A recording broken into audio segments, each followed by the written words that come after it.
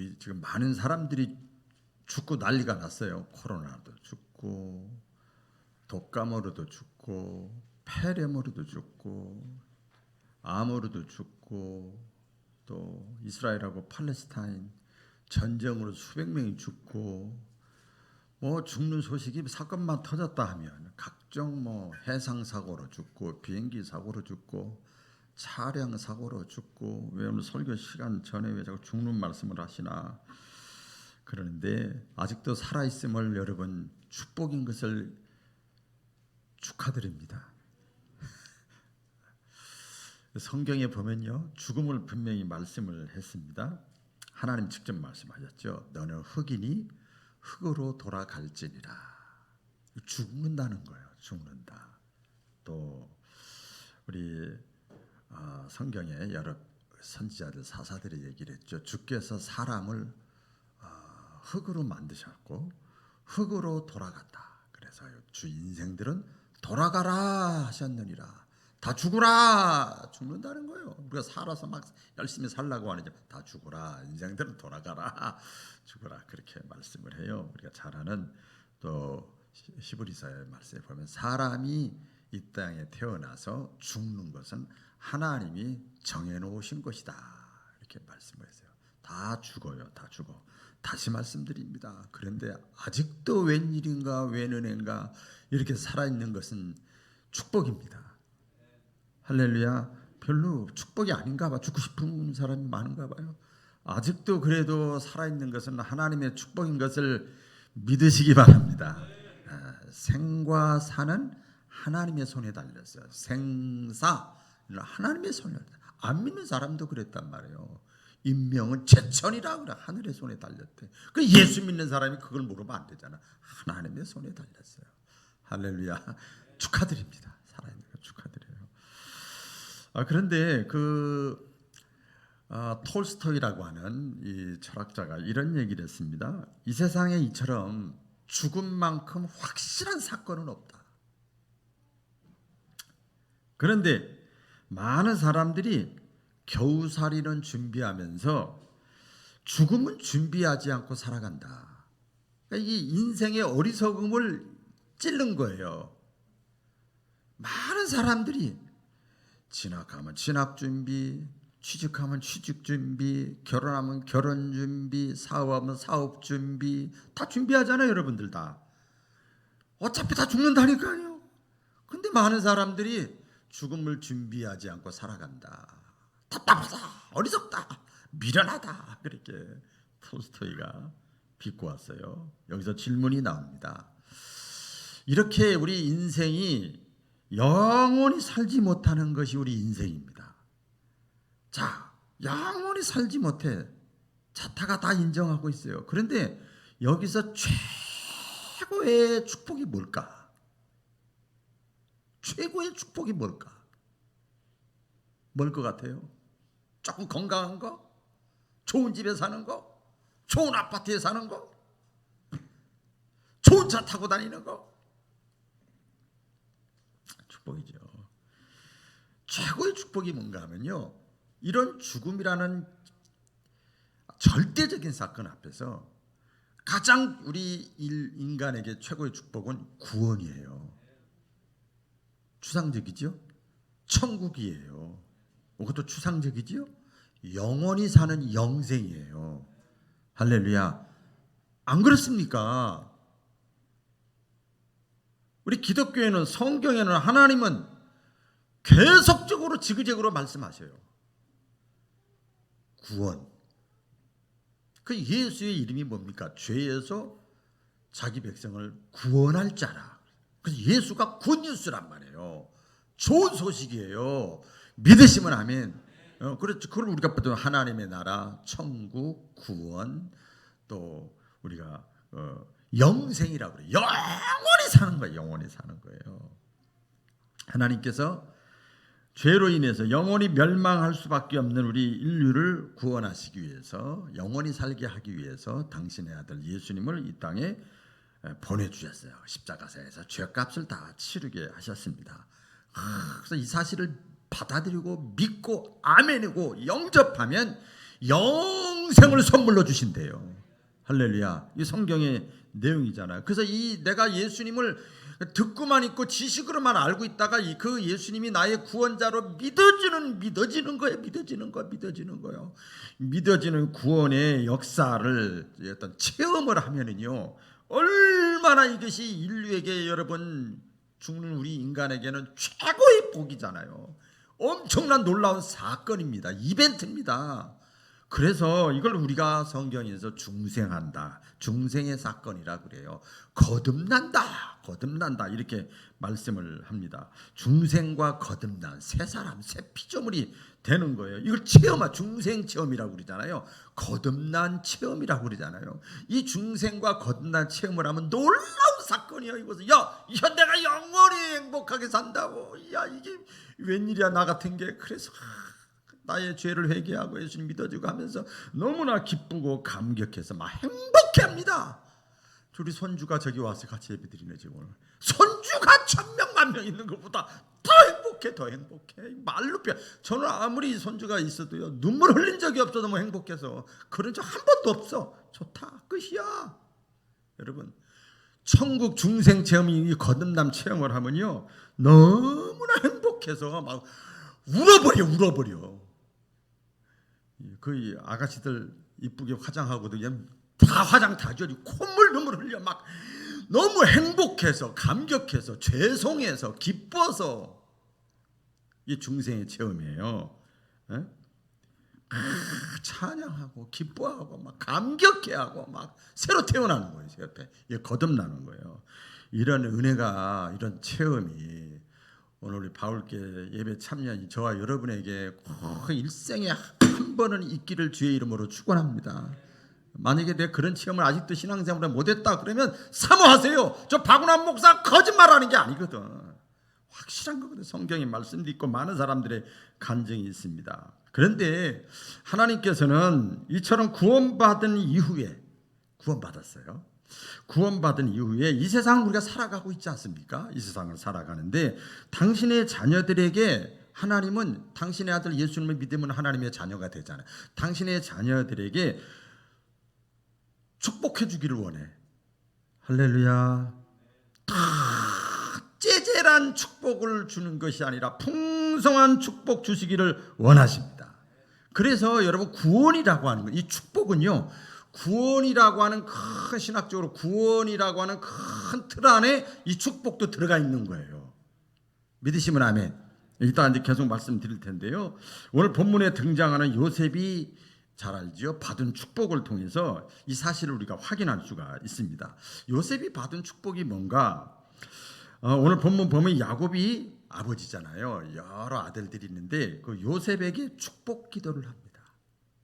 축복 기도를 이렇게 하는 내용이 나옵니다. 그런데 이 요셉이 지금 그 받은 축복은, 아버지로부터 받은 축복은 영적인 축복이 아니에요. 영적인 축복이 아닙니다. 이미 구원받은 자에게 주시는 육적인 풍성한 축복이에요. 이미 구원받은 자에게, 내 자녀가 된 자에게 주시는 풍성한 축복이에요. 여러분, 그렇지 않습니까? 예를 들어서 자녀가 낳았어요.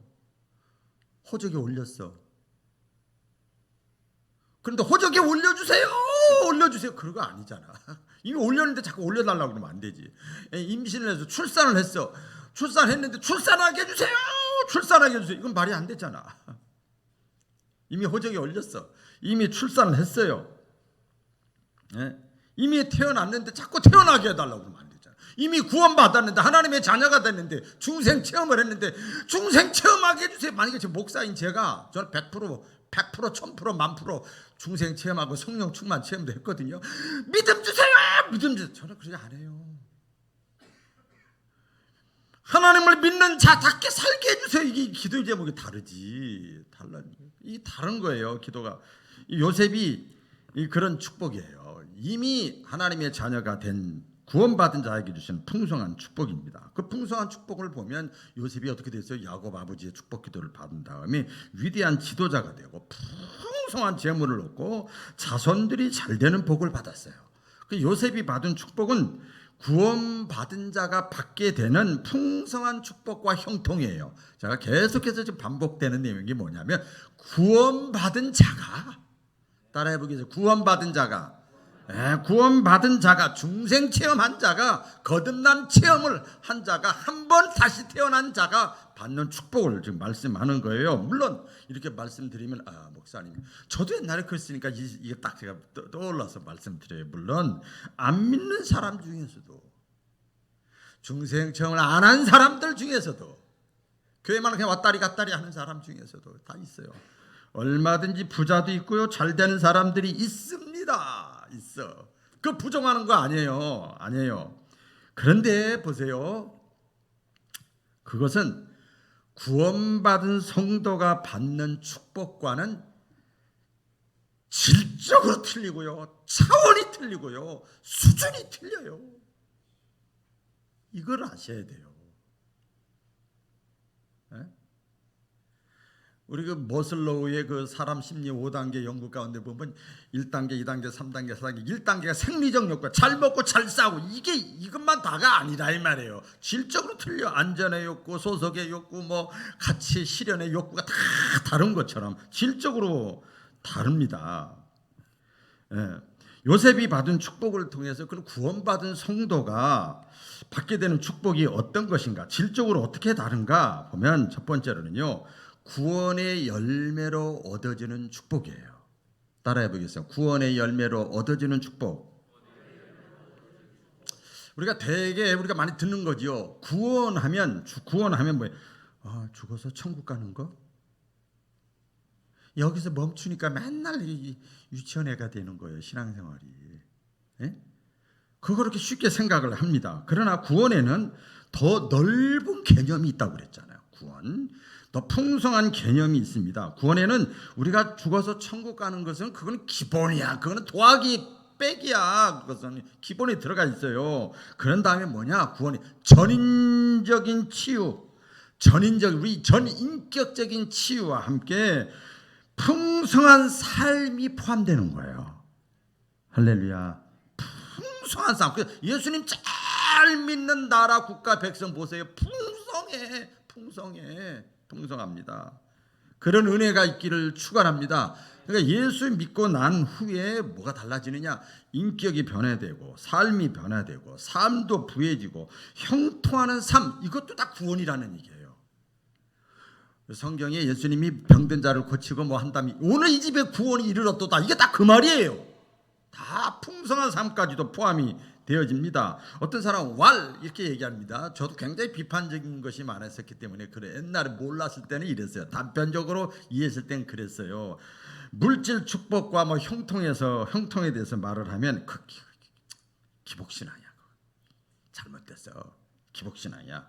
그래서 부정적인 반응을 보이는 사람들이 있어요. 저도 그랬어요. 그런데 우리가요, 예수 믿고 구원 받으면 하나님은 복의 근원이시잖아요. 아멘. 복의 근원이기 때문에 예수 믿고 구원 받은 성도는 마땅히 이러한 복을 받아야 돼요. 할렐루야. 마땅히 이러한 복을 받아야 됩니다. 성경에 보면 우리 들어올 때도 여기 그 1층에 있는데 그림을 붙여놨는데, 이스라엘이 뭐예요? 택한 백성들아, 저와 여러분들 구원받고 중생 체험한 자들아, 너는 행복하게 살 자로다. 여기 행복이라고 하는 건 풍성한 축복을 누리며, 내가 주는 축복을 누리며 살 자로다, 이렇게 말씀했어요. 이스라엘아, 너는 구원받았으니까 해서 징징 소극적으로 살다가, 너만을 위해 살다가 천국에 나와라, 그러지 않는다 이 말이에요. 더 나아가서 차원이 좀 더 넓은 건데요, 이 구원에는 사회의 부조리와 죄악을 해결하는 것도 다 포함이 되어집니다. 그래서 이것을 우리가 신학적으로 사회구원이라고 그래요. 사회구원. 그래서 이 일을 위해서 구원받은 성도들이 중생 체험한 사람들이 말하는 거예요. 성도들이 이 세상에서 지도력과 영향력을 발휘하는 자리에 앉아 있어야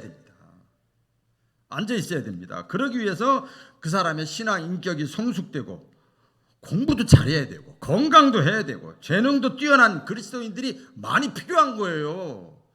믿으시면 아멘. 그래서 이런 그리스도인들이 이 사회 곳곳에서 요소 구석에서 영향력을 끼쳐야 될 이유가 바로 여기에 있는 거예요. 거기까지도 다 구원이야. 개인 구원으로 끝나는 게 아니란 말이에요.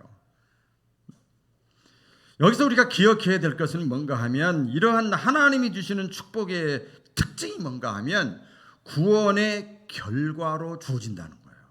다시 한번 잃어버릴까 봐. 구원의 결과로 주어지는 것이다. 이런 점에서 이 축복은 단순히 이 세상 사람들이 누리는 것과는 근본적으로 다릅니다. 세상 사람들이, 우리도 세상 사람이지만 구분해 보는 거예요. 이 축복은 단지 머리가 좋아, 아이고 머리가 좋아, IQ가 좋아, 운이 좋아, 잘 살게 됐어, 그래 출세를 해. 여러분, 이거하고는 달라요. 우리도 그 길을 걸어가고 있지만 이거하고는 다릅니다. 우리가 예수 믿고 구원받은 이후에 변화돼서 정말 이 하나님의 말씀을 내가 순종하고 믿고 살다 보니까 복의 근원 되신 하나님이 내 가정도, 내 자녀도, 내 인생도 하는 일마다 잘 되게 하신다는 거예요. 이거 좀 다르죠? 뭔가 내가 노력해서 사는 게 아니고 뭔가 나에게 어드밴티지 누가 받쳐주잖아.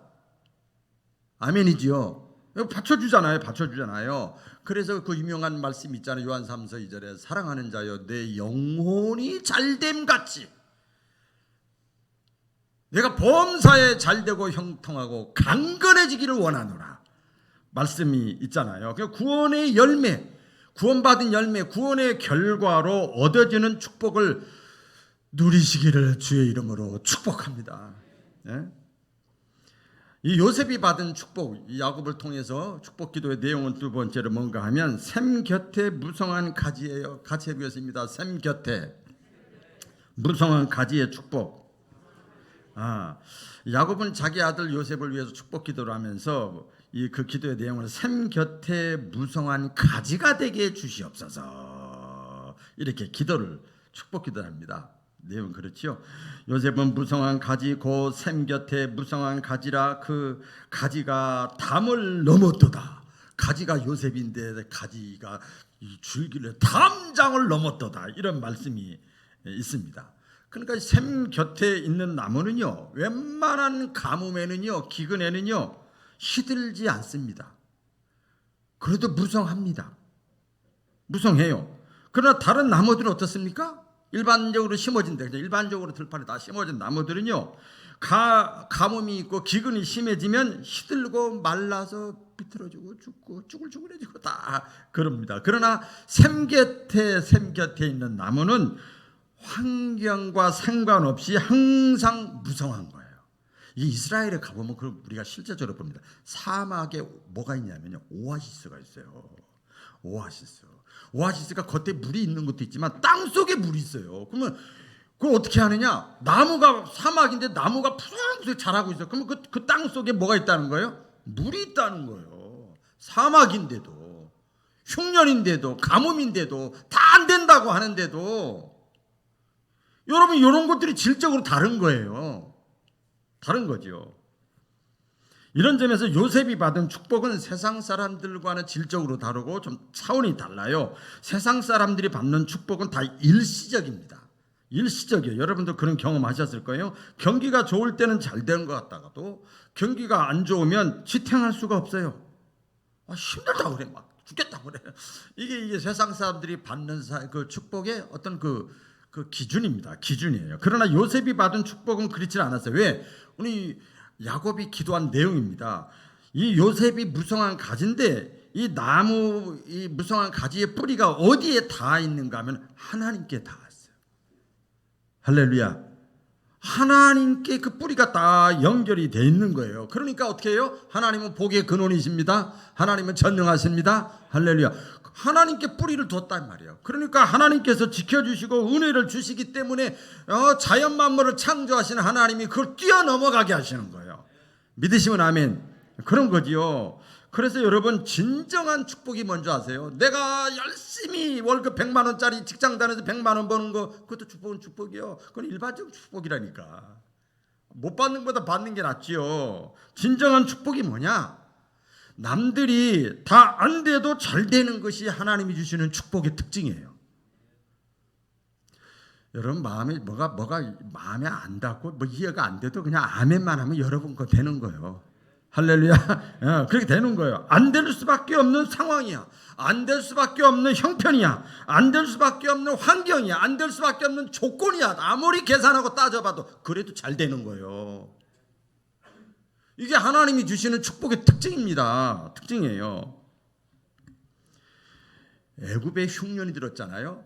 다 흉년이 들었어요. 근데 하나님의 이스라엘 백성들이 가 있는 애굽 안에 고센 땅이라는 지역이 한 하늘 아래에 있는데 그 고센 땅에 있는 이 이스라엘 백성들에게는 흉년이 영향력이 하나도 범하지 못했어요.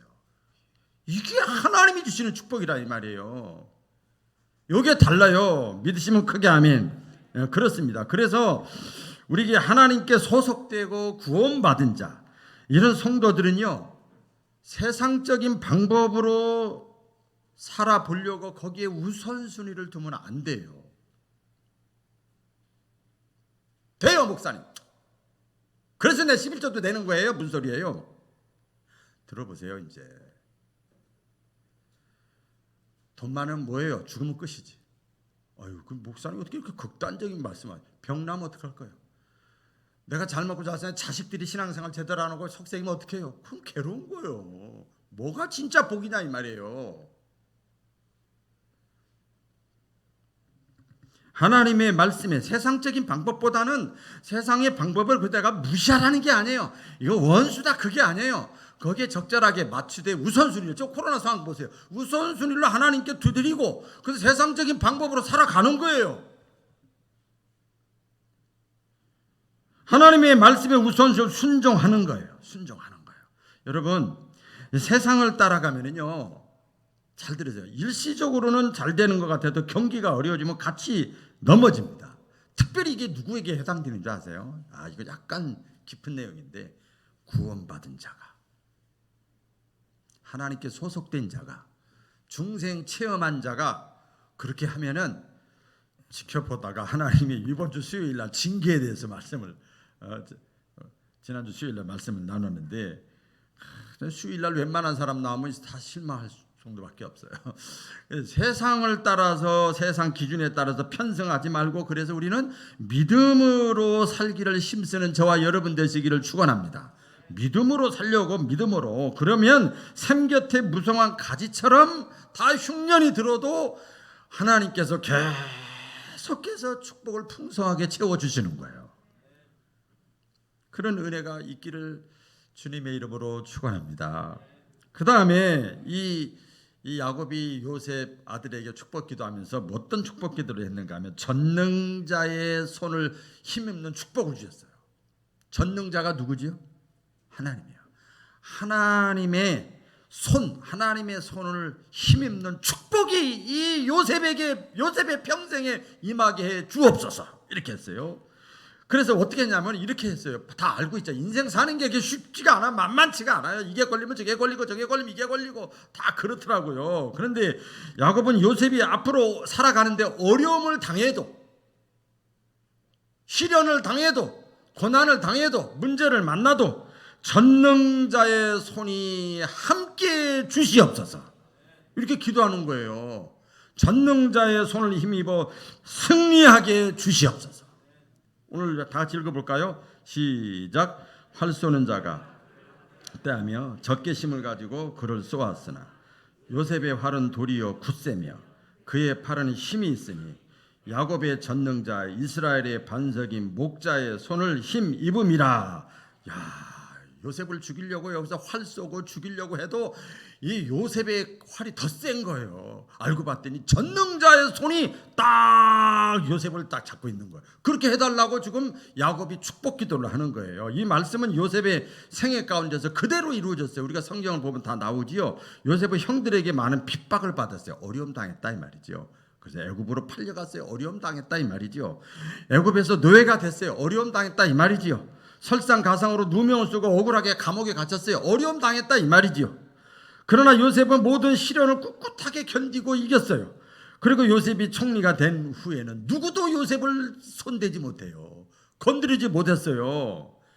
요셉이 이렇게 승리할 수 있었고 이길 수 있었고 복받을 수 있었고 강해질 수 있었던 것은 뭐냐? 요셉이 잘나서가 아니야. 요셉의 아버지 야곱이 축복 기도를 뜻대로 한 거야. 전능자의 하나님의 손을 힘입었기 때문이라는 거야. 그 내용이 나오지요. 마찬가지입니다. 지금도 뭐 요셉의 얘기를 우리가 들으려고 이 자리에 나온 거 아니잖아요.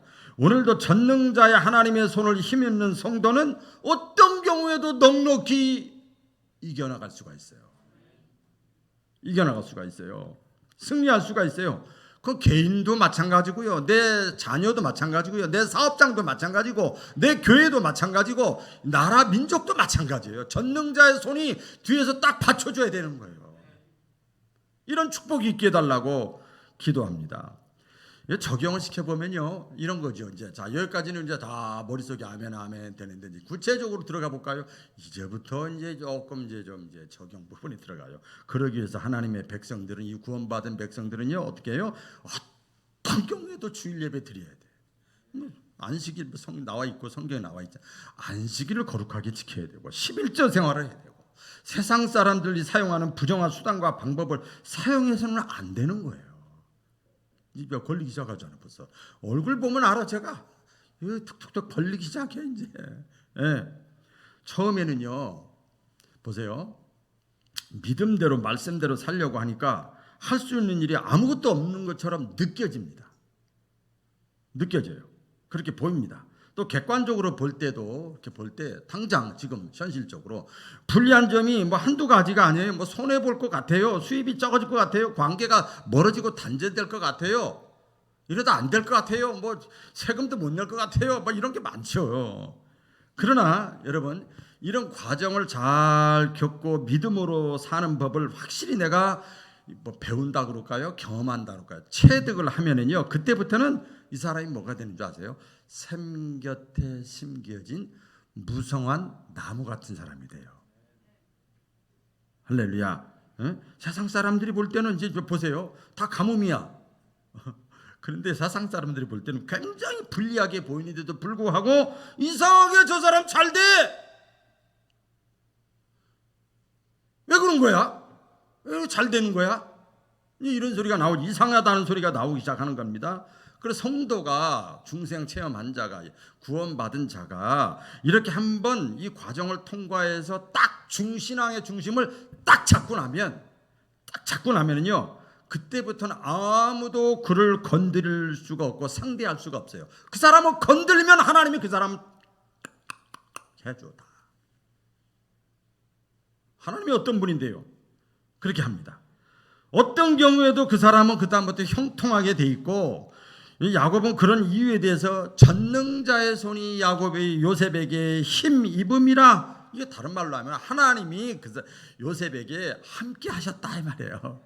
할렐루야. 하나님이 같이 옆에서 딱 날마다 한 걸음 한 걸음 주 예수와 함께, 주님 옆에서 함께 해 주시는 거예요. 그렇기 때문에 여러분, 다시 또 적용 깊이 들어갑니다. 너희는 이 세대를 본받지 말고 하나님 기뻐하시고 선하시고 온전하신 뜻이 무엇인지를 분별하고 살아라 그랬는데, 세상 사람들과 똑같은 방법과 생각과 가치관으로 살려고 하지 마세요. 세상에 살지만 그렇다고 세상을 두려워하지도 마세요. 하나님의 백성에게는요, 구원받은 백성에게는요, 코로나 바이러스가 안 보여도 있다고 쩔쩔쩔 매는 것처럼 하나님이 살아계시다니까요. 그러니까 하나님의 방법으로 사시라 이 말이에요. 하나님 살아계시니까 하나님의 방법. 하나님의 백성에게는요, 세상 사람들이 걸어가는 길과 다른 길이 있어요. 다른 길이 있다니까요. 그래서 아까 서두에 말씀드린 대로 믿음으로 사는 것이 어떤 면에서 보면 처음에는 좀 불리하게 보이고 그렇게 돼요. 그러나 일단 그걸 통과하고 믿음으로 사는 법을 잘 터득하게 되면 여기 어깨에 뭘 다냐? 날개를 다는 거예요. 할렐루야. 예, 날개를 다는 거예요. 요셉이 그런 사람이야. 날개를 달았어요. 찬송가에 나옵니다. 이 말씀을 준비하다가 제가 흥얼흥얼 저도 모르게 쭉 나왔어요. 나의 갈 길 다가도록 예수 인도하시니 내 주 안에 있는 긍휼 어찌 의심하리요. 그 다음에 뭐라고 그래요? 믿음으로 사는 자는 하늘 위로 받겠네. 무슨 일을 만나든지 만사형통하리라. 아멘. 할렐루야. 이런 찬송이 막 나오는 거예요. 그런 찬송들이 나오잖아요.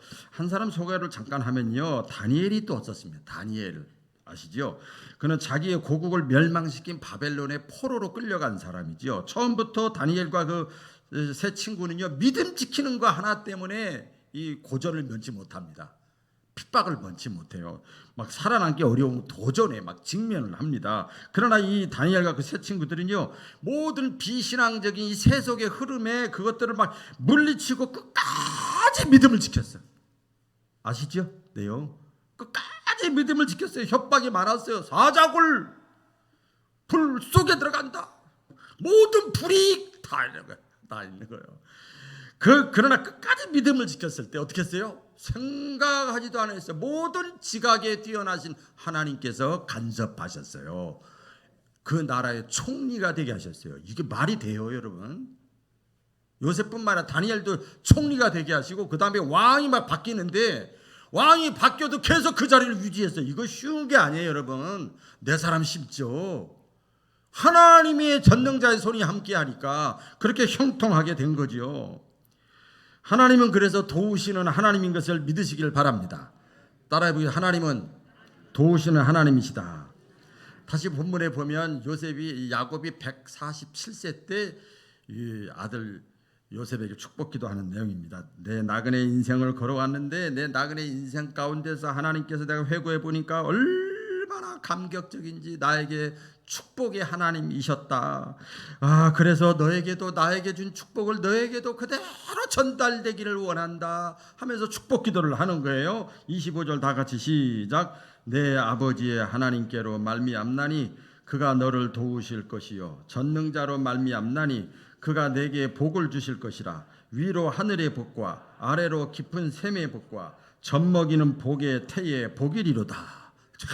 위로 하늘의 복과 땅으로 복과 자손과 후손의 복을 다 내게 임할 것이다. 야곱이요 일생 동안 그 받았던 가장 축복이 뭔가 하면 여러 가지가 있지만 핵심적으로 말씀을 드리면 항상 고비마다 어려울 때마다 하나님께서 함께 하시면서 야곱을 딱 도와주셨어요. 죽겠네, 망했네, 터졌네, 끝났네. 그때마다 하나님께서 그냥 하나님이 감춰는 아니지만 그때마다 툭툭 죄송합니다.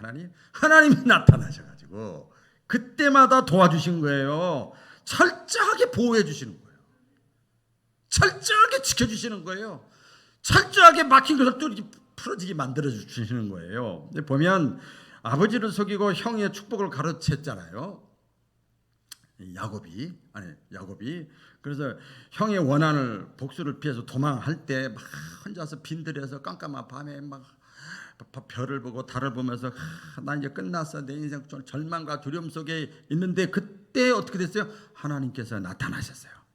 그때 깜깜한 밤에 아무도 없어 나타나셔서 네가 어디로 가든지 내가 너와 함께 하겠다. 내가 너를 반드시 도와주겠다. 이렇게 하나님이 싹 나타나셔서 또 외삼촌에게 이제 머슴살이 했잖아요. 외삼촌 라반의 집에 머슴살이 할 때 외삼촌 라반도 머리가 보통이 아니야. 잔머리가 보통 굴러가는 게 아니야. 그러니까 또 이용해 먹는 거예요. 이용해 먹는 거예요. 그래서 착취하려고 했어요.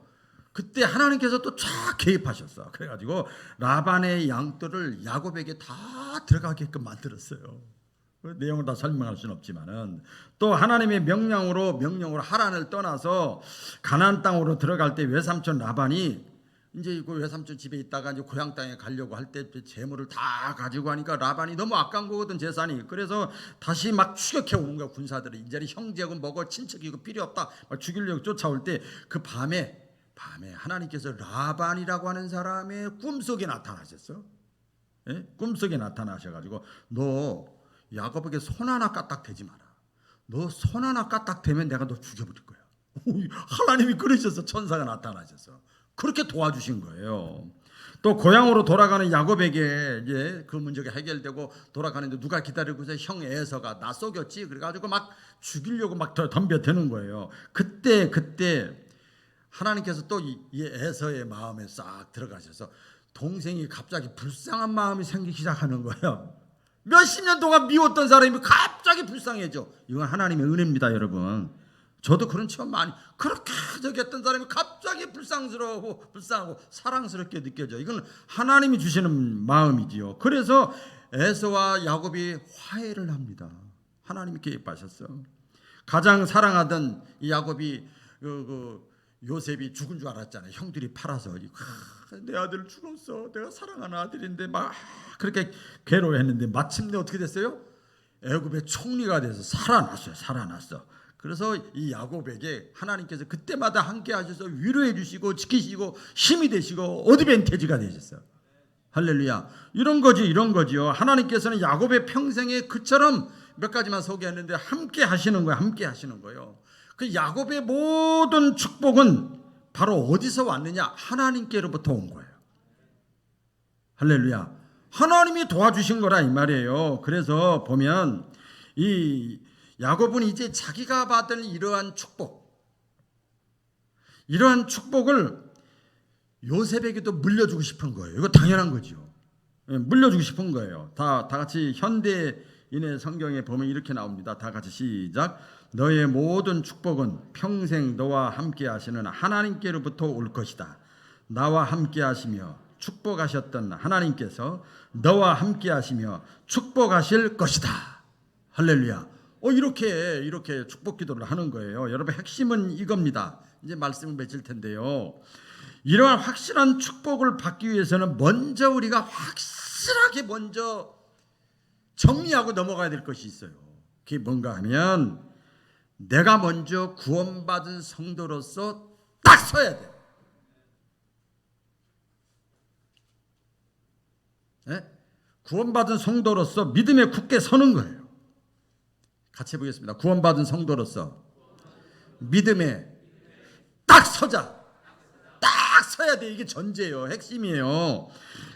여러분, 구원받은 성도, 하나님의 아들 예수님을 받아들이면 하나님의 자녀가 먼저 돼야 된다는 거예요.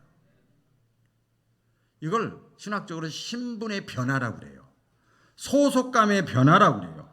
천국의 시민권을 받아야 돼요. 이걸 더 쉽게 말씀드리면 내가 어디 직장 취직하고 어디 들어가려면, 하나님의 은혜를 받으려면 자격증을 따야 돼. 할렐루야.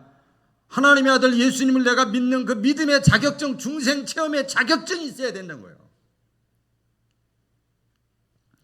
이 축복이 임하는 그 원칙이 분명하게 있습니다. 공식이고 비결입니다. 그게 뭐냐? 요한복음 1장 12절. 우리 하나님의 자녀가 되는 비결이 뭐예요?